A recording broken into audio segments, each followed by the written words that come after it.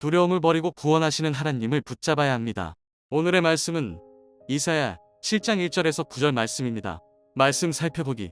우시아의 손자이며 요담의 아들인 아하스가 유다의 왕으로 다스릴 때 아람의 르신 왕과 르말리아의 아들인 이스라엘 왕 베가가 예루살렘과 전투를 하기 위해 올라왔다.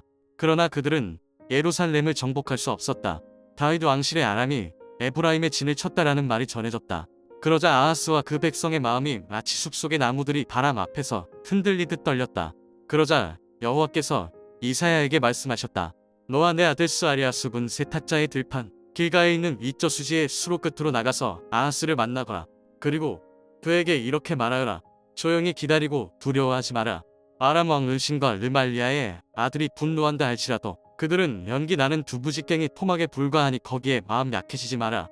아람과 에브라임과 르말리아의 아들이 음모를 꾸미며 말하기를 우리가 유다로 밀고 올라가 겁을 주고 침입해서는 다브엘의 아들을 왕으로 세워버리자고 하지만 주 여호와가 말한다. 그런 일은 일어나지 않는다. 그런 일은 없을 것이다. 아람의 머리는 다메섹이고 다메섹의 머리는 르신일 뿐이기 때문이다. 그리고 65년 안에 에브라임은 산산조각나서 더 이상 한 민족이 되지 못할 것이기 때문이다. 또한 에브라임의 머리는 사마리아이고 사마리아의 머리는 르말리아의 아들일 뿐이기 때문이다. 만약 너희가 굳게 믿지 않으면 결코 굳게 서지 못할 것이다. 오늘의 팁. 오늘 말씀의 역사적 배경. 아시리아의 디글라필레셀은 BC 740년경 주변 지역을 침략하였습니다. 이때 많은 나라들이 항복하며 조공을 바칩니다. 하지만 다메섹의 르신과 북이스라엘의 베가는 다나시리아 동맹을 맺습니다. 그리고 이 동맹에 참여하지 않는 남유다의 아하스 왕을 위협합니다. 이 사건이 오늘 말씀의 배경이 되는 BC 733년 시리아 에브라임 전쟁입니다. 군사적으로 열세였던 아하스 왕은 아시리아의 공신이 되는 길을 선택합니다. 아시리아는 북이스라엘을 침략하여 이스라엘 평지, 갈릴리, 해안 평지, 요르단 동부 지역을 빼앗습니다. 그리고 다음해 BC 732년 다메섹도 점령합니다. 3절 세탁자의 들판길 가에 있는 이처수지.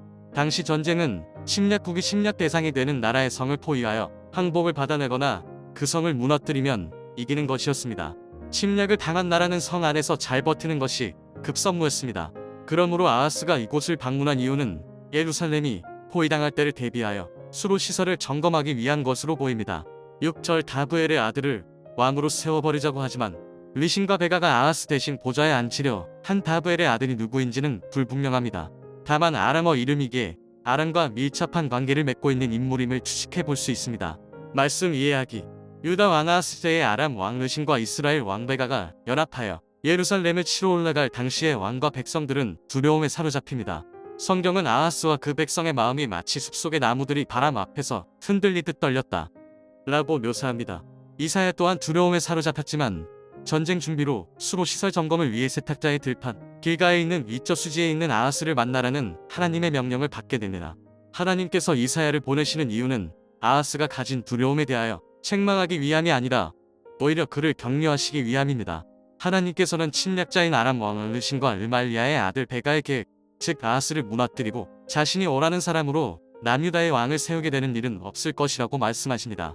지금 아하스와 남유다를 위협하는 아람 왕 르신과 이스라엘 왕 베가의 연합은 하나님의 눈에는 두부직갱이 토막에 불과합니다. 8절의 아람의 머리는 다메섹이고 다메섹의 머리는 르신일 뿐이다라는 표현과 9절의 에브라임의 머리는 사마리아이고 사마리아의 머리는 르말리아의 아들일 뿐이다라는 표현은 인간일 뿐인 그들의 실체를 나타낸 것입니다. 오히려 65년 이내에 에브라임이 산산조각 날 것이라고 말씀하십니다. 시리아 에브라임 전쟁이 있던 BC 733년을 기점으로 65년 후는 BC 669년입니다. 이 시기는 북이스라엘이 아시리아에게 멸망당한 이유이며 에사라돈이 많은 에브라임과 사마리아 사람을 다른 지역으로 그리고 다른 지역의 사람을 사마리아로 옮기는 사건으로 말씀이 성취된 때입니다.